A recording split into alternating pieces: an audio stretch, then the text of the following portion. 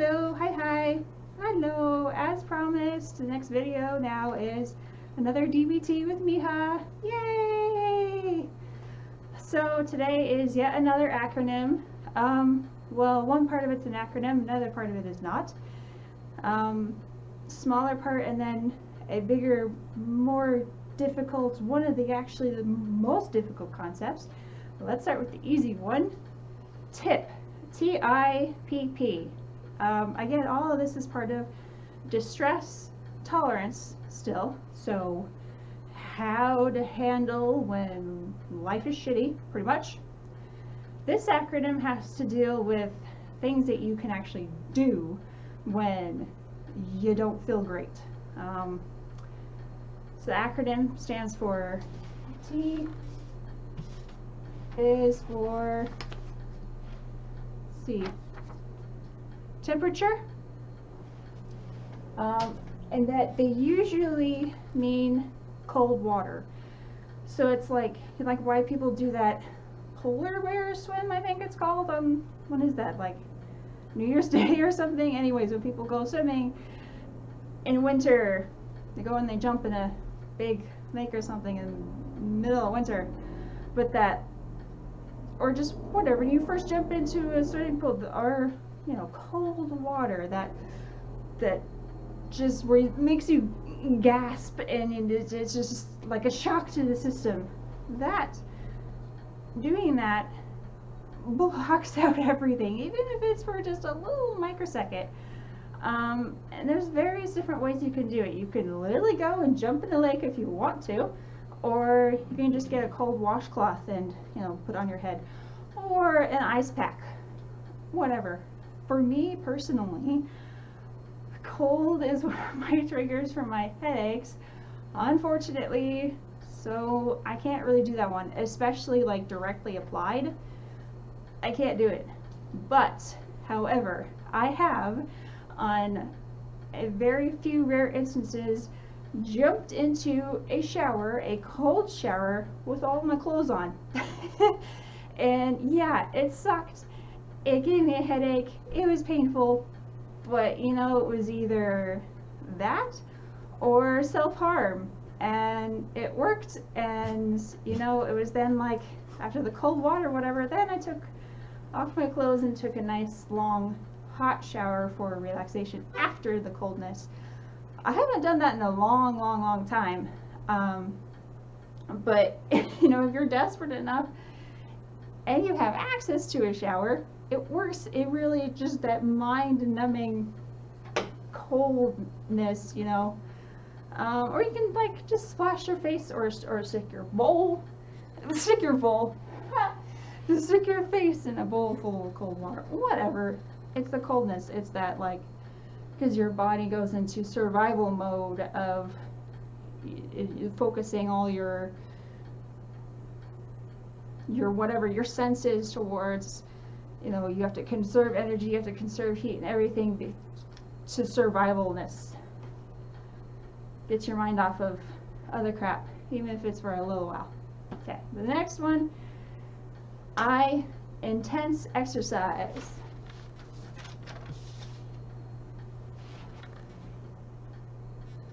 Intense exercise. Again, I'm sure that you've heard before. Obviously, exercise is good for you, and they don't mean, be careful with it. Don't hurt yourself. Don't do it to the point where you collapse, or whatever. And it's, again, if you have to be careful with it. If you have, particularly if you have like an eating disorder or something, it's not encouraging you to go to an extreme. It's just another way of a distraction to get endorphins going, adrenaline going, etc. And it doesn't have to be, go run a marathon, go lift, 300 pounds of weight. Even just going and taking a walk, something that gets you moving, going. Again, for me, intense exercise, I can't run. That jostling my head, no, that's a recipe for a headache for me. But I do like going on walks. I do take Spirit. I try to take him out to, you know, for walks in the morning on long hikes. It was actually easier in the summer. I thought it was like, I thought I was gonna suffer less in the winter than I did in the summer, but it's actually been harder to want to go out when it's cold than when it was hot. Well, over the summer I was taking him out for like 2 miles a day hiking, and it was, you know, fresh air, getting away from the monotony of the pine trees. Well, you guys know that because I've posted videos of our hikes. Duh. Okay, so then there's 2 P's in TIPP. They kind of go together. Pace, they don't have to, but they do in a sense. They can, whatever. Pace breathing, if I can hold up my note card. Or actually, you know what? I'm not sure if it stands for paced or paired. Well, paired breathing and paired muscle relaxation. It's either paced, like at a certain pace, or paired. I don't actually know. Whatever, the meaning is the same. So the breathing, again, obviously this acronym for me doesn't work very well, but it's still something to share because it works for a lot of people. It, unfortunately for me, just has a lot of triggers for my physiological whatever stuff. But paced breathing, I think it is actually paced breathing, not paired, but whatever. It says it sounds of counting your breaths. You know, in for 5, out for 7, I think, in for 5, hold it for 4, whatever. There's number patterns that you're supposed to do with it. That's supposed to, if you concentrate on that, again, distraction. And if you breathe, even if you just like, if you're upset and it's kind of part of the stop thing actually, if you can take a moment to think, to realize to just breathe, because we often don't even realize that we're holding our breath. So if you can just take a moment to just okay, to just even that can help. And the muscle action thing sometimes works for me, sometimes doesn't. It's like, again, it can be simple as like, if you feel like you know that you're tensing up, try to be conscious of that and let it go. But you can do it on purpose, start with like scrunching up your face, not that you can see me doing that, but scrunch up your face muscles and let it go. Scrunch up your hands, let it go. Shoulders, let it go, etc. You know, all the way down. Your toes, let it go. Whatever. Do like a whole body scan, head to toe, scrunching it and letting it go. All of this really, when it boils down to it, is distraction and relaxation. Getting your mind off of whatever crap's going on and controlling your bodily reactions to the stress. It's not a miracle worker, but it goes a long way into helping. You know, if you feel physically more relaxed, you're going to be more likely to be able to control what's going on in your head. So that's TIPP. So as I said, it's not one that works for me super well. I have to kind of modify it, but it works for a lot of people. Okay, that was the fun and easy one. The other one I don't have note cards with. But I wanted to get to, because it's a huge thing, it's an important thing. Radical acceptance. It's a big one. Yeah, whatever. We thought wise mind was kind of out there. Radical acceptance is really hard for people to radically accept. Ha ha ha. Okay, radical acceptance. The concept of radical acceptance is like, it's not saying that the shit that happened to you is okay, that it was good and everything, but just, yeah, accepting that it happened. I will get personal here, use my own life for an extreme example. I had, let's see, Which one do I want to use? I had an abusive boyfriend. And I had more than one.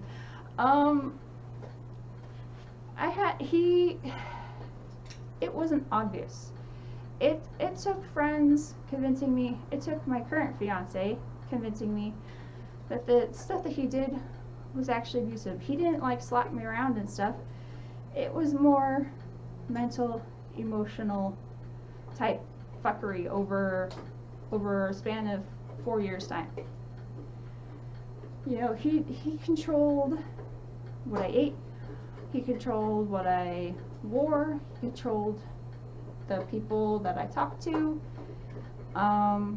in very offhand ways. Say things like, oh, you look so pretty, when I was wearing makeup and a really tight short skirt and heels. But then when I was wearing more comfortable clothes, he wouldn't say anything at all. Nothing. No compliments whatsoever. He wouldn't say that I was ugly, but I would only get compliments when I was dressing more provocative.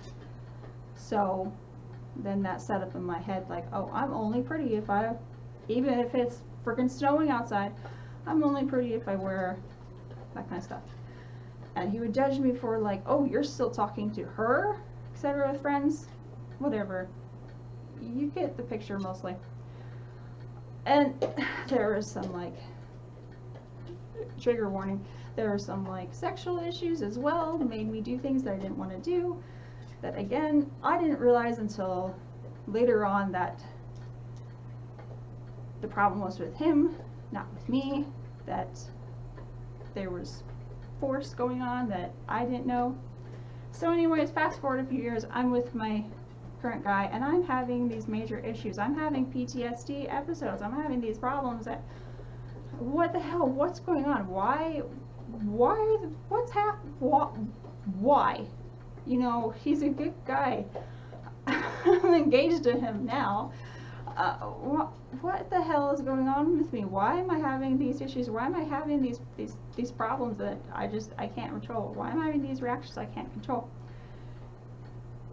And it took a long time for me to accept that it wasn't me, that it wasn't a screw up with me, that I wasn't doing anything wrong, and that this guy that I dated through most of high school and part of college was manipulative, was that there was, not that he was an evil person, but just there was something of how he treated me that affected me, that then affected my relationships. Radically accepting that happened, that did happen to me, radically accepting that it was a form of abuse, that radically accepting that abuse doesn't have to be just getting slapped around, radically accepting that it did happen and no, there's nothing I can do to change what happened then, that I have to move forward, that I have to deal with the stuff that's coming up now. That's not saying that what he did was okay, and it's not saying that what I have to deal with now, the reactions I have now, are not okay. It's just accepting that it is what it is, life is what it is, you just have to deal with it and move on. So a lot of people with DBT, a lot of people have a hard time with this sort of thing of accepting, well, so what this means, I have to accept that when I was raped, sorry, again, trigger warning, that when I was raped, it was okay, or when I was robbed, it was just okay, etc. No, obviously it wasn't just okay. No, obviously not. The point is that we hurt and we struggle so often because we don't want to come to terms with even accepting that it happened, even just being okay in our minds. We want to block out instead of work through it. Basically, the point is that shit happens and it doesn't mean that shit doesn't stink, doesn't mean that shit didn't hurt coming out, doesn't mean that shit isn't shit, doesn't mean that that shit probably started out as something good, as, good food, and then it turned into shit, doesn't mean that we can't look upon fondly the food that shit first turned out to be, that we had no idea that it was going to turn into such horrible diarrhea shit, or that we had no control over it turning to shit, because we don't have any control over our bowels. I mean, to a certain extent, we can take like Pepto-Bismol and whatever. Now, like, we have certain choices in life that we can make, but not about everything. We can't control everything in our life. So yeah, life is shit sometimes. Shit happens. We can't blame ourselves for that shit, Even if we do make bad choices, even if we eat food that we know is expired and end up with diarrhea shit, yes, we made that choice, but that doesn't mean we have to belittle ourselves for that. Just accept that we made that choice and move on with it, because we're not going to have food poisoning forever. It will pass. I can't believe I'm using shit as a metaphor for all this. I hope I'm making sense. It seems kind of like duh on one hand, of like, yeah, you have to just accept life for what it is. It is what it is. Que sera, sera. But it is also really hard. Like, another more example with me. I can accept things more of like things that have happened. So for example, I felt really crappy that last Friday I took way too long to pack, and so date night with my boyfriend got cut super short. I felt really, really, really shitty about that, because it was the last Friday before I left for my trip, so we didn't get to do a whole lot together. I felt really bad about it. I have to radically accept that, okay, so I kind of slacked off during the day, and so we didn't have a whole lot of time. We at least got to eat together. It's better than nothing. There's nothing I can do about it. I can't turn back the clock. I have to just move on. That's kind of easier, to try to not beat yourself up for something that had happened, whereas having to try to radically accept a fact about something that will happen or may not happen future-wise. Like, I'm gonna get super personal here. I have to come to terms with the fact, to radically accept that I am most likely not going to have my own child. Not that I don't love my future stepdaughters. I love them very much. I've been around them for most of their lives. I love them as if they were my own, but that's not, that's not the same as my own, flesh and blood. It's not the same as having a child with my future husband. I have always wanted to have a daughter and name her Ariana, because of this, book series. If you watch that video where I did the reading of the book, you'll know that. But it's become apparent for the most recent years. My fiance and I have talked about it, that because of mental and physical, mostly like medical reasons, it probably would not be a good idea for me to have my own kid. I would have to be off of meds for a very long time, and that would suck. I can hardly take care of myself most days. I can hardly put up with taking care of the girls as they are now, and they're like pretty self-sufficient. How would I handle a baby? How the hell would I be able to handle 9 months without medication? And also, my family has had a history of difficult pregnancies. My mom lost 2, I think, before she had me, and it just, plus there's also the dilemma of, is it really fair of bestowing upon a child my genetics of my physical and mental issues, as well as my fiance who also has physical and mental issues? Is that fair to bestow upon a innocent being? Of course, there's always the idea of, oh, well, you could adopt.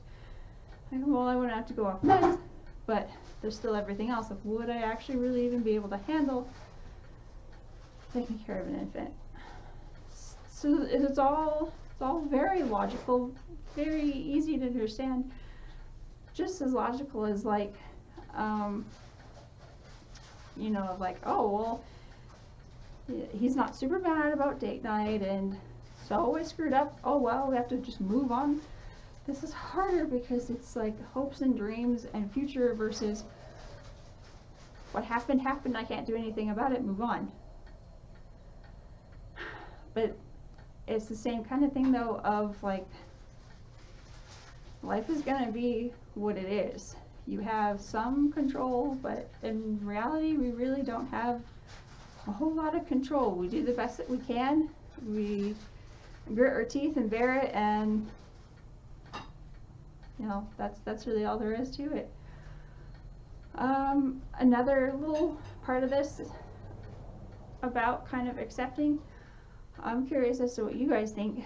There's the idea of, you know, with your illness, mental or physical or whatever,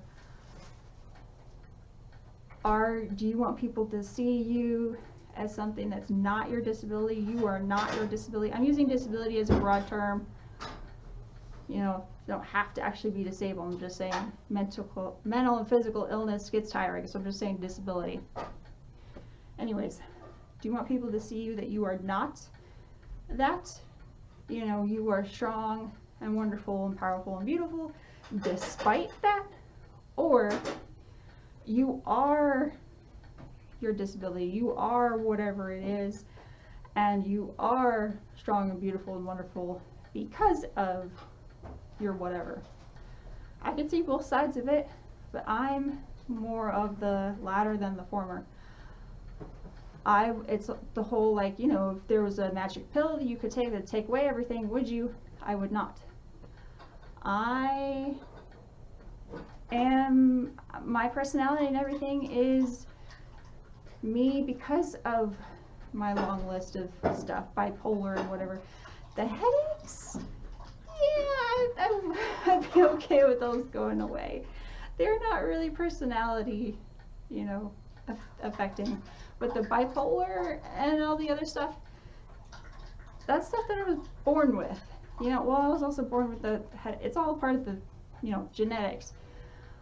But that's part of who I am. It's how it literally affects my brainwave patterns. It affects my personality, affects my emotions, it affects how I see the world. Everything like that.